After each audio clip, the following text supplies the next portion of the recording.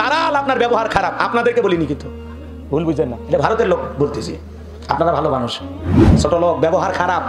ঘরে দরজা যা চিৎকা মারে, রুবেলের মামা দরজা খোল, বেশি দেরি হলে দরজা ভাঙ্গে ফেলে দিয়া, তোর পিঠের ওপর কি যা হবি রে। ভিতর থেকে বউ কেটে স্বামী না সেখানে আজরাইল আছে না, এরকম বদমেজাজি স্বামী, এই বদমেজাজি আছে না নাই? বাইরে যা গল্প করে, আমার বউ তো আমার বাঘের মতো ভয় করে, বাঘের মতো। বাঘ একটা পশু, জানোয়ার, তার মানে তুমি বইয়ের কাছে আর মানুষ নাই, হয়ে গেছো জানোয়ার। কথা কয় না খায়, এই জানোয়ার না হয়ে আনোয়ার হও, মনোয়ার হও। কথা কয় না খায়, বউ বলে বাঘের মতো ভয় করে। বাঘ হওয়া লাগবি কার কাছে আর হয় কার কাছে? এরকম আপনাদের এলাকায় আছে? রাগ করেন না, এলাকার মানুষ ভালো, সব আল্লাহর ওলি তো। স্ত্রীকে সালাম দিবেন, পারবেন তো ইনশাল্লাহ? শোনেন, প্রথমে যা সালাম দিবেন, সালাম দিয়ে লোকজন যদি না থাকে বইয়ের হাত ধরে মুসাফা করবেন। একেবারে যদি ফাঁকা ময়দান হয় কোলাকুলিও সেরে নেবেন। সালাম মুসাফার কোলাকুলি যদি স্ত্রীর সাথে করতে পারেন, বিশ্বাস করেন আপনাদের দাম্পত্য জীবনে আল্লাহ এত সুখ দিবে যে আপনি কল্পনাও করতে পারবেন না। বলেন সুবহানাল্লাহ। আর সবচাইতে বেশি সুখী হতে চাইলে রসুলের 4টা সুন্নত পরিবারে আমল করা লাগবে। কয়টা? এই 4টা সুন্নত যদি আমল করেন, জীবনে কোনোদিন তালাক বিচ্ছেদের বিচার চেয়ারম্যানের করা লাগবে না। তাবিজ সারা সংসার ভালো হবে। কথা কয় না কে? কি 4টে সুন্নত শুনবেন? একটু অপেক্ষা করেন, এখন করলে লাইন বেকা হয়ে যাবে। লাইন সোজা করা দরকার আছে না? খালি মনে করে দেবেন, শেষে যায় 4টে সুন্নত। যদি ভালো লাগে আমি বলে দেবো ইনশাআল্লাহ। একটু মনোযোগ দিয়ে শোনেন, তাহলে বলেন বাজান বাড়িতে যাই স্ত্রীকে সালাম দেওয়ার মতো সাহস আছে তো ইনশাআল্লাহ? পারবেন তো ইনশাআল্লাহ? জয়পুরহাটে ওয়াজ করলাম, এক যুবক কয় হুজুর আমার শরম লাগে। আমরা বাচ্চা কাচ্চা কয়জন? কয় 3টে সন্তানের বাবা হয়ে গেলে তোমার শরম লাগে না? আর বউকে সালাম দিতে গিয়ে শরম লাগে, ওইটা শরম না শয়তানি? আর শরম যদি এত বেশি হয়, তোমার বইয়ের তো বাচ্চা হওয়ারই কথা না। তোমার বইয়ের বাচ্চা হয়ে যায়, তোমার শরম লাগে না? সালাম দিতে গিয়া, ইসলাম মানতে গিয়া, সুন্নত আমল করতে গিয়ে শরম লাগে। ইসলামই করো না। আমল করতে পারবেন তো ইনশাল্লাহ? পারবেন তো ইনশাল্লাহ? আল্লাহ কবুল করেন, জোরে বলেন আমিন।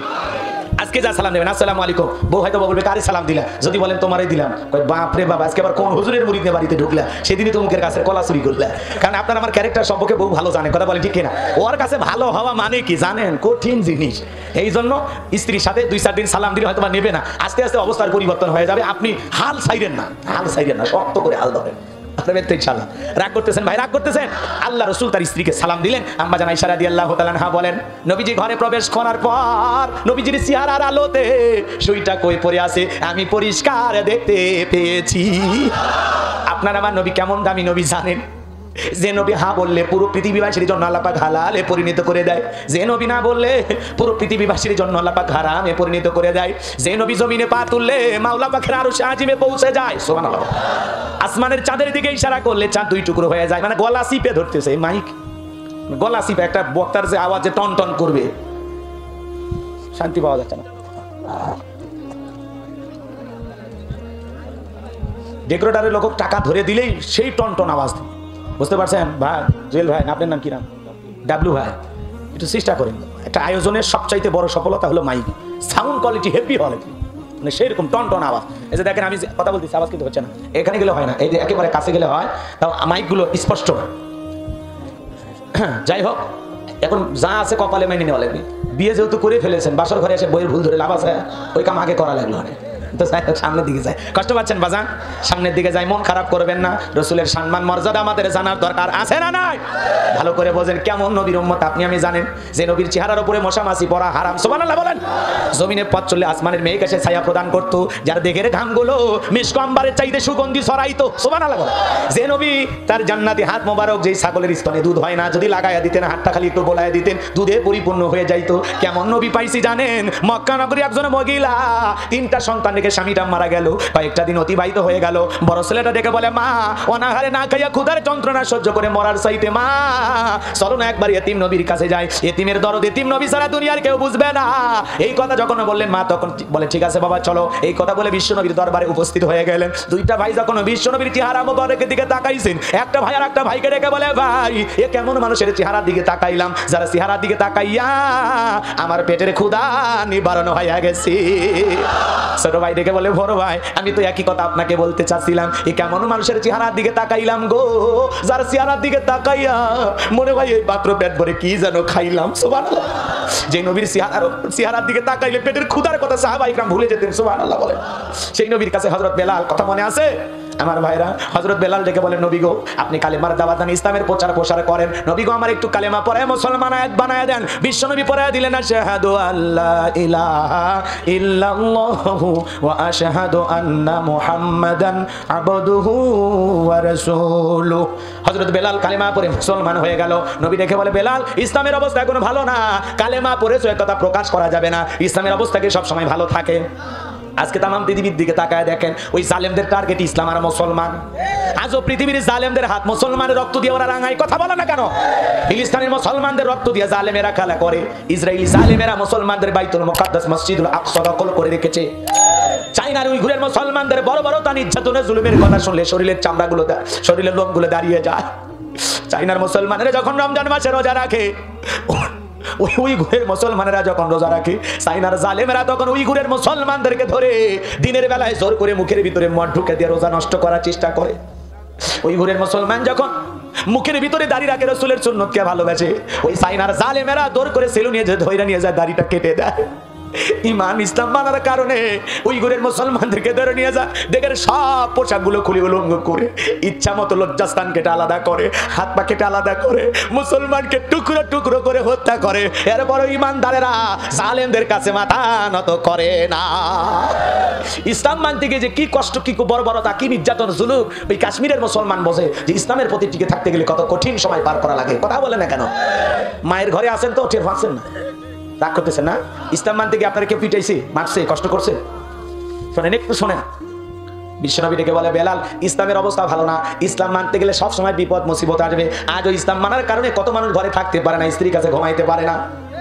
আজকে কত আলেমের পরিবার স্বামী থাকার পরে বিধবার মতো জীবন যাপন করে, কত আলেমের সন্তানেরা বাবা থাকার পরে ইতিম হয়ে আছে। কথা বল না কেন? একটু মনোযোগ দিয়ে কথাগুলো বোঝার এবং শোনার চেষ্টা করবেন। খাঁটি ইসলাম মানতে গেলে আপনার আমার বিপদ ওপরে বিপদ আপদ মুসিবত আসবে। একটু মনোযোগ দিয়ে শোনেন বাজান গো আমার, যে কথা বলতে চাচ্ছিলাম, হযরত বেলালকে নবী ডেকে বলে, বেলাল ইসলামের অবস্থা এখন ভালো না। তাহলে মানে বোঝা যায় ইসলাম সবসময় ভালো অবস্থানে থাকে না, মাঝে মাঝে ইসলামকে অনেক গোপনেও পালন করা লাগে, আবার সুযোগ আসলে প্রকাশ্যেও পালন করা লাগে। কথা বলেন। হযরত বেলাল ডেকে বলে, নবী গো আমার জীবনের কোনো দাম নাই, আমার মনে বোমায়াকে বলেছিলাম উট দুম্বা ছাগল পেশাব পায়খানা করে দেয়, ওই ঘরে থাকতে আমার বড় কষ্ট হয়। আমার মনে বোমায়া বলে, বেলাল রে উট দুম্বা ছাগলের দাম আমার কাছে আছে, কিন্তু তোর মতো কালো হাফসি বেলালের দাম আমার কাছে নাই। নবী গো আপনি শুধু আমাকে দোয়া করে দেন, মৃত্যু পর্যন্ত যেন আমি কালেমার পথে টিকে থাকতে পারি। এই কথা বলে হযরত বেলাল চলে গেলেন। পরের দিন সূর্য উদয় হয়ে গেছে, বেলাটা অনেক হয়ে গেছে। হযরত বেলাল দরজা খোলে না। অন্যান্য চাকর যারা আছে ওরা দেখে কি ব্যাপার, বেলাল দরজা খোলে না, উট দুম্বা ছাগলের পেশাব পায়খানা পরিষ্কার করে না। এইবার উমাইয়ের কাছে নালিশ দিয়েছে, উমাইয়া এখন পর্যন্ত বেলাল দরজা খোলে নাই, উট দুম্বা ছাগলের পেশাব পায়খানা পরিষ্কার করে নাই, তাই নাকি? বলে হ্যাঁ। এইবার বেলালের দরজা এসে ডাক দেয়, বেলাল দরজা খোলো। হযরত বেলাল দরজা খোলে না, উমাইয়া জোরে করে ধাক্কা মারছে, দরজা খুলে গেছে। তাকায়া দেখে যেই রাত্রিতে হযরত বেলাল কালেমা পড়ে মুসলমান হয়েছে, ওই রাত্রিতে একটা উট দুম্বা ছাগলের কাছে কোনো পেশাব পায়খানা নাই। এইবার উমাইয়া ডেকে বলে, এই চাকরের দল বেলালের বিরুদ্ধে মিথ্যা অভিযোগ দাও, তোমরা যখন ঘুমাচ্ছিলে বেলাল তখন ময়লা আবর্জনা পরিষ্কার করেছে, যাও যাও নিজেদের কাজে যাও। এই কথা বলে তাদেরকে তাড়িয়ে এক পা দুপা করে বেলালের কাছে গেল। হযরত বেলাল মাথা নত করে জিকির করে কার? এইবার উমাইয়া হালকা করে ধাক্কা মারছে, যখন বেলালের জবান দিয়ে কালেমার আওয়াজ বের হয়েছে, তখন এইবার উমাইয়া ডেকে বলে, বেলাল রে তোর জবান দিয়ে সব কি শুনছি, তুমি কি মুসলমান হয়েছো? হযরত বেলাল ডেকে বলে, উমাইয়া মুসলমান হয় যারা মিথ্যা কথা বলতে পারবে না তারা, ওয়াকুলু কাউলান সাদীদা, সঠিক কথা বলো, সত্য কথা বলো। ইমানদার কোনোদিন মিথ্যাবাদী হতে পারে না, মুসলমান মিথ্যাবাদী হতে পারে না, মুসলমান হবে সত্যবাদী। কিন্তু আমাদের সমাজে মিথ্যাবাদী আছে না নাই? মিথ্যা কথা বলে, সকালবেলা নাস্তা করে, দুপুরবেলা লাঞ্চ করে, রাতে ডিনার করে, ভরা পেটেও মিথ্যা বলে, খালি পেটেও মিথ্যা বলে। মিথ্যা বলতে বলতে চেহারা বেঁকা হয়ে গেছে, ঠ্যাং কবরে ঢুকছে, তাও মিথ্যা বলা সারে। আর মিথ্যা কথা শুনে শয়তানও মিটমিট করে হাসে। এরকম মিথ্যাবাদী আছে না? রাগ করতেছেন মনে হয়? আর মিথ্যা কথা বলছে, মিথ্যা বলতেছে, আর চেহারা প্রমাণ করে। কথা কয় রাখেন, রাগ করতেছেন? তাহলে মুসলমান মিথ্যাবাদী হবে না সত্যবাদী? সত্যবাদী হতে রাজি আছেন তো ইনশাআল্লাহ? আল্লাহ কবুল করেন, জোরে বলেন আমি। আর এই মোবাইল শরীফ এসে তো মিথ্যা কথা বাড়ছে না কমছে? থাকে যদি শ্রীপুর কয় আমি মাগুরা, বইয়ের কোলো ঘুম পারে, আর কয় না নাস্তা করতেছি, আছে না নাই? ভাই আপনাদের এলাকার ছেলে পেলে মিথ্যা বলে না, আমি একটা গ্যারান্টি দিয়ে বলতে পারি, কারণ প্রত্যেকটা ছেলে জিন্দা শাহজালাল। রাগ করতেছেন না? একটু মনোযোগ দিয়ে কথাগুলো শোনার চেষ্টা করেন বাজান গো আমার। এইবার উমাইয়া ডেকে বলে, বেলাল রে তোরে উর্দুম্বা ছাগলের মালিক বানায় দেব, থাকার জন্য কোয়ার্টার বানায় দেব, এখনো সময় আছে, ইসলাম ধর্ম ত্যাগ কর। হযরত বেলাল লিখে বলে, উমাইয়া রে, গতকাল রাত্রিতে আমি বিশ্ব নবীর হাতে হাত রেখে কালিমা পড়ে মুসলমান হয়েছি, মৃত্যু পর্যন্ত ইসলামের পথে টিকে থাকবো, দুনিয়ার কোনো পার্থিব সম্পদের বিনিময়ে বেলাল তার ঈমান বিক্রি করবে না। আল্লাহু আকবার। এইবার উমাইয়া দেখে বলে, আমার কথা না শুনলে বড় নেতা আবু জেহেলকে খবর দেব।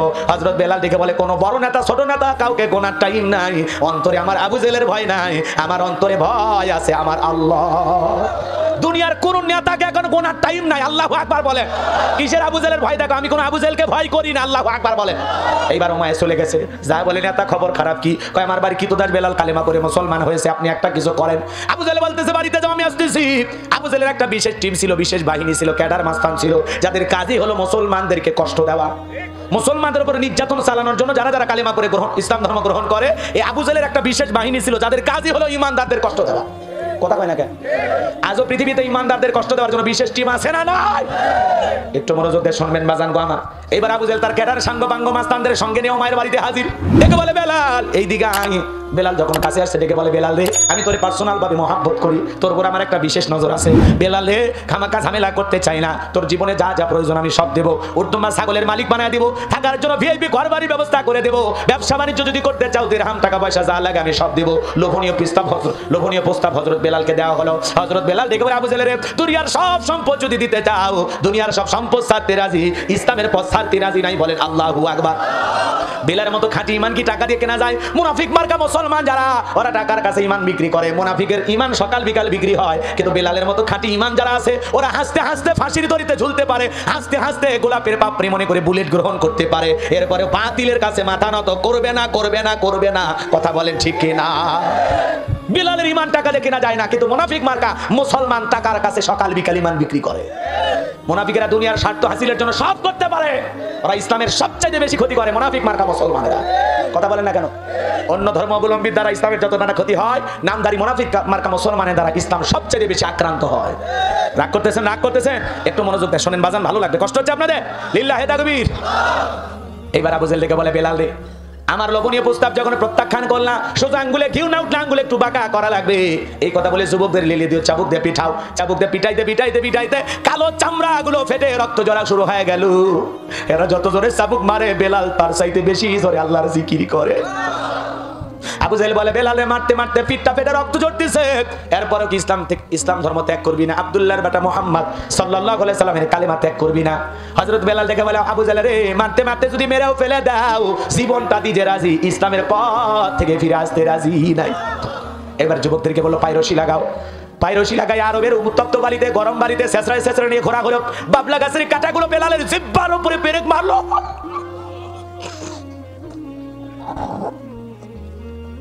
বাজান গো আমার, জিকির করার কারণে জিহ্বাতে পেরেক মারলো। আজকে তো আল্লাহর জিকির করার জন্য আপনার আমার কেউ পিটাই না, আল্লাহর জিকির করার জন্য আপনার আমার জিহ্বা কেউ কেটে নেয় না, আল্লাহর জিকির করার কারণে আপনার আমার জিহ্বাতে কেউ লোহার পেরেক মারে না। কিন্তু হযরত বেলাল এত নির্যাতন জুলুম করার পরে বাজার, আরবের গরম বালি কত গরম জানেন? যেই বালির উপরে যদি আপনি চাল দেন মুড়ি হয়ে যাবে, এত গরম আর উত্তপ্ত বালি। ওই বালিতে ছেঁচড়ে ঘুরে নিয়ে আসার পর বিকেল বেলা ডেকে বলে, বেলাল রে, চাবুক দিয়ে পিটাইলাম, আরবের গরম বালিতে ছেঁচড়ে ঘুরলাম, এত নির্যাতন জুলুম তোর উপরে করা হলো রে বেলাল, এরপরে কি আব্দুল্লাহ বেটা মুহাম্মদ সাল্লাল্লাহু আলাইহি সাল্লামের ধর্ম ত্যাগ করবি না? হযরত বেলাল ডেকে বলে, আবু জেহেল রে, নিঃশ্বাস থাকবে যতদিন বেলাল ইসলামের পথে টিকে থাকবে ততদিন। আল্লাহু আকবার। এবার যুবকদেরকে বলে, যাও বিশাল একটা বড় পাথর নিয়ে আসো। কয়েকজন যুবক মিলে বিশাল বড় একটা পাথর নিয়ে আইসা হযরতে বেলালের বুকের উপরে চাপায়া দিল। বাজান গো আমার, ওই বিশাল বড় পাথর যখন বেলালের বুকের উপরে চাপায়া দিল, আবু জেহেল মনে করে পাথরের আঘাতে বেলাল মারা যাবে, এই কথা ভেবে কাফেররা চলে গেল। হযরত বেলালের বুকের উপরে পাথর, এরপরেও জিহ্বা নাড়ায় বেলাল জিকির করে। হযরতে বেলাল চোখের পানি ছেড়ে দিয়ে কাঁদে, আল্লাহর জিকির করে জিহ্বাটা নাড়ায়া নাড়ায়া নাড়ায়া। আমার নবী বলেছেন, যেই বান্দা আল্লাহর জিকিরে জিহ্বাটা ভিজা রাখবে, ওই জিকির করা বান্দা কোনদিন তার জিহ্বা জাহান্নামের আগুনে জ্বলবে না। সুবহানাল্লাহ। আল্লাহর জিকিরে সর্বাবস্থায় যার জিহ্বাটা ভিজা থাকে, ওই জিহ্বাওয়ালা মানুষ কোনদিন জাহান্নামের আগুনে জ্বলবে। তাহলে সর্বাবস্থায় জিকির করতে হবে কার? স্মরণ করতে হবে কারে? উঠতে বসতে চলতে ফিরতে অযথা টাইম পাস, অযথা অনার্থক সময় নষ্ট না করে আল্লাহর জিকিরে যদি আমরা সময় কাটাই, আখিরাতের অ্যাকাউন্টে সব কমবে না বাড়বে? আখিরাতের অ্যাকাউন্ট ভারী করা দরকার আছে না নাই? আর আখিরাতের অ্যাকাউন্ট ভারী করা যায় নেক আমল দিয়া, উত্তম ব্যবহার, উত্তম আখলাক দিয়ে। কথা বলে ঠিক কি না? একটু মনোযোগ দিয়ে শোনেন বাজান গো আমার। হযরত হযরত বেলাল চোখের কোণা দিয়ে পানি ঝরতেছে, জিকির করতে করতে আল্লাহকে ডেকে বলে, আল্লাহ তুমি তো সেই আল্লাহ ইব্রাহিমের জন্য যদি নমরুদের আগুনকে ফুলের বাগান বানায় দিতে পারো, আল্লাহ তুমি কি পারো না? আমি বেলালের বুকের উপরে পাথর থাকার কারণে তোমার মতো মালিকের জিকির করতে বড় কষ্ট হয়, আল্লাহ তুমি কি পারো না আমি বেলালের বুকের পাথরটাকে তুলার মতো নরম বানায় দিতে? হযরতে বেলাল দোয়া করতে দেরি, আসমানের মালিক আমার আল্লাহ দোয়া কবুল করতে দেরি করে নাই, বেলালের বুকের পাথরটাকে আমার আল্লাহ তুলার মতো নরম বানাইয়া দিয়েছে। বেলালের নিঃশ্বাসের সাথে পাথর ওঠে আর নামে। আশিক রাসূল বেলাল, নবীর পাগল বেলাল কেমন ছিল জানেন? নবীজি যখন মক্কা নগরীতে পথ চলতো, হযরত বেলাল একবার ডানে যায় একবার বামে যায়। নবী ডেকে বলে, বেলাল রে একবার ডানে যাও একবার বামে যাও, ব্যাপারটা বুঝি না।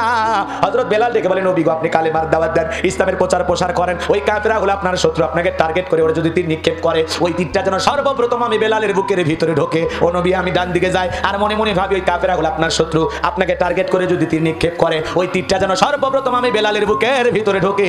আমি বেলাল মারা গেলে ইসলামের ক্ষতি হবে না, আপনি নবী মারা গেলে ইসলামের মাথা উঁচু করে সামনের দিকে দাঁড়াবে না। নিজের জীবনের বিনিময়ে আল্লাহ রাসূলকে এতটা ভালোবাসতেন বেলাল, বলেন আল্লাহু আকবার।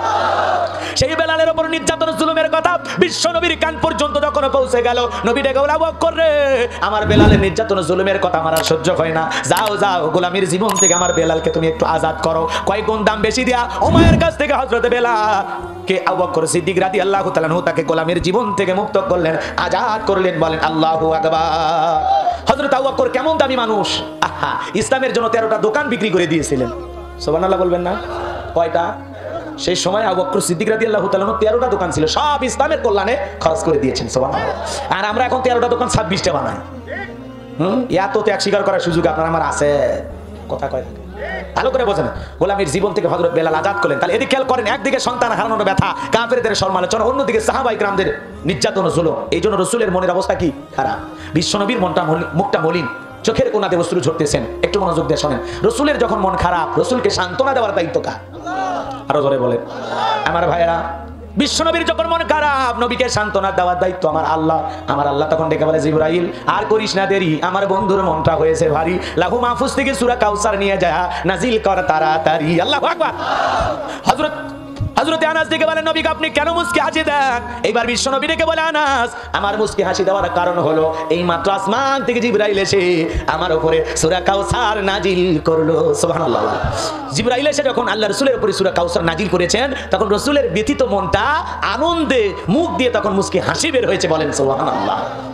একটু মনোযোগ দিয়ে শোনেন, বিশ্বনবী তখন মুস্কি হাসি হেসে সাহাবায়ে কিরামদের সামনে সূরা কাউসার তিলাওয়াত করে শোনায়া দিলেন, ইন্না আ'তাইনাকাল কাউসার ফাসাল্লি লিরাব্বিকা ওয়ানহার ইন্না শানিয়াকা হুয়াল আবতার। আল্লাহু আকবার। খারাপ লাগতেছে নাকি আপনাদের? তো দোয়া করে দেই নাকি বলেন? ওরা ভাষা করেন না, দুই একজন কিন্তু যাচ্ছেন আমি বুঝতে পারতেছি, কিন্তু আপনি যে ওয়াদা দিয়েছেন ওই ব্যাপারে আল্লাহর কাছে জবাব দিন। সমস্যা, ওয়াদা ভঙ্গ কিসের লক্ষণ এ তো বোঝেন না আপনারা, তো তাহলে যাবেন কেন? 2টা পর্যন্ত হুজুর, 2টা পর্যন্ত কোন মুখ দিয়ে বলছিলেন? কথা কয় না কেন? 12টায় বাজানি, আপনি জুতে সোজা করে কই যান? পোলা খায়া হ্যাঁ বেটা আসর, এটা হলো অরিজিনাল কথা।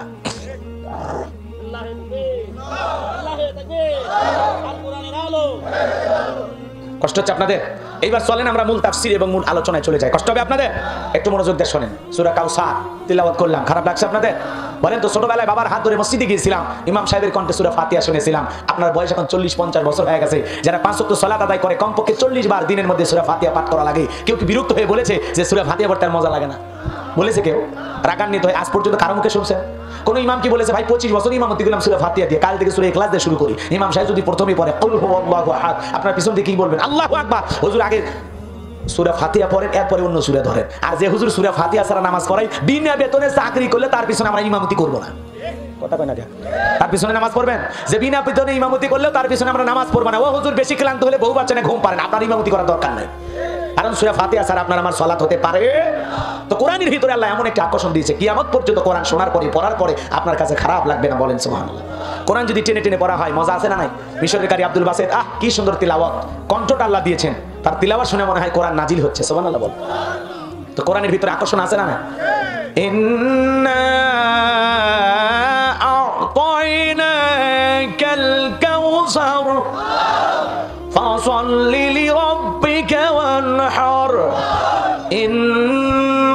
শানিয়াকা হুয়াল আবতার। মজা আছে না নাই? খারাপ লাগছে, অসুন্দর মনে হয়েছে, বিচ্ছিরি লাগছে? কোরআনের ভিতর আল্লাহ এমন একটা আকর্ষণ দিয়েছে, কিয়ামত পর্যন্ত কোরআন পড়ে আপনার কাছে খারাপ লাগবে না। একটা গান 2 দিন 3 দিন 4 দিন শোনার পরে মানুষকে প্যানপ্যানি বন্ধ করতো, কিসের বাদাম ফাটে ফেলে দিয়েছে, চুপ কথা কয় নাকি? ওগুলো গান আর মার্কেটে চলে না। একটা গান 2 দিন 3 দিন 4 দিন শোনার পরে মানুষকে বন্ধ করে, ও ক্যাসেট আর বাজাস না, কথা না। কিন্তু কোরআন, হারামের মজা হলো ওয়ান টাইম, হারামের মজা হলো ওয়ান টাইম, ক্ষণস্থায়ী। কিছু সময় ভালো লাগে, কিছু সময় উপভোগ করতে মন চায়, কানসুখ হয় কিছু সময়, কিন্তু লম্বা সময় বিরক্ত লাগে, কথা কয় নাকি? রাগ করতেছেন মনে হয়, রাগ করতেছেন না? এক এক শিল্পী এসে এক এক গান গাই, জাতির মানুষেরা 2-4 দিন পাগলা হয়ে যায়। ও প্রিয় তুমি কোথায়, কে শয়তান তোমার খুঁজতেছে, আসেন না? এগুলো আজে বাজে গান আর মানুষ শোনে না। কই বন্ধু 3 দিন তোর বাড়ি দিলাম, দেখা পেলেন না, মানুষ কয় গাড়ি ভাড়া নষ্ট করার দরকার নাই, কথা কি বুঝছেন? এগুলো গান আর মার্কেটে চলে না, ওগুলো সেই যে চলে গেছে, আর যুবকেরা শোনে না, কথা কন না কে? আগেকার 2-1টা চাচা গান গাইছে, পরের জায়গায় পরে জমি ঘর বানায় আমি রই, আমি তো সেই ঘরের মালিক নয়। এগুলো হলো গান। হিসাব নিকাশ করে দেখলে আসলে সবকিছুর মালিক কে? পরের জায়গা, পরের জমি, ঘর বানায় আমি রই, আমি তো সেই ঘরের মালিক। আসলেই তাই, এই দুনিয়ার মালিক আপনি আমি হতে পারবো? কে মালিক কে? আপনি আমি কি ভাড়াটিয়া? ভাড়াটিয়া, আজ আছি কাল নাই। এ ঘরে দাদা ছিল নাই, বাবা ছিল নাই, আমি আছি থাকবো না, আমার ছেলেও থাকবে না, কথা কয় না? আসলে আমরা এই দুনিয়ার মালিক না, কথা কয় না? আর এই দুনিয়া চিরস্থায়ী থাকার জায়গা না, ক্ষণস্থায়ী। নিঃশ্বাসটা বন্ধ হলে সব শেষ, কথা বলে ঠিক কিনা? রাগ করতেছেন মনে হয়? এ বাজান লম্বা হবে, আমি লম্বা করবো না। যুবক রে, তোদের পায়ে হাত দিয়ে অনুরোধ করে যায়, আজে বাজে গান বাজনা শ্রবণ করে নিজের চরিত্র নষ্ট করা যাবে না, কথা বল। ওই যে এক শিল্পী গান গাইছে, দেখো নাই চেহারাটা বেঁকা হয়ে গেছে। আল্লাহর কাছে দোয়া করি, সেই জবান দিয়ে গান গেয়েছো, বাদ্যযন্ত্র নাচানাচি লাফালাফি করেছো, তাশরিফ খান, এখনো যদি সময় আল্লাহ পরিবর্তন করে দেয়, ছেলেটা ওয়াদা করেছে যদি আল্লাহ আমারে সুস্থ করে আর জীবনে কোনোদিন গান বাজনা করবো না। আমরা চাই, আল্লাহ কণ্ঠ দিয়েছে, গান নয়, ওই কণ্ঠ দিয়ে ইসলামী সঙ্গীত গাও, কোরআন তেলাওয়াত করো, কথা বলেন ঠিক কিনা? আল্লাহ কণ্ঠ দিয়েছে, হালালের পথে কাজে লাগাও, হারামের পথে নয়, কথা কয় না? এই তাশরিফ খান অসুস্থ, মুখটা বেঁকা হয়ে গেছে, যার কথা শুনে যুবকেরা, ওই যে ছেলেটে বন্যা হইলো, তার একটা পেজ থেকে সে সাহায্য চাইছিল বিকাশ নাম্বার দিয়ে, মানুষ লক্ষ লক্ষ টাকা তাকে দিয়েছিল। আমরা চাই এই ছেলেটা অসুস্থ, আল্লাহ যেন তাকে সুস্থ করে হেদায়েতের পথে কবুল করেন, জোরে বলেন আমিন।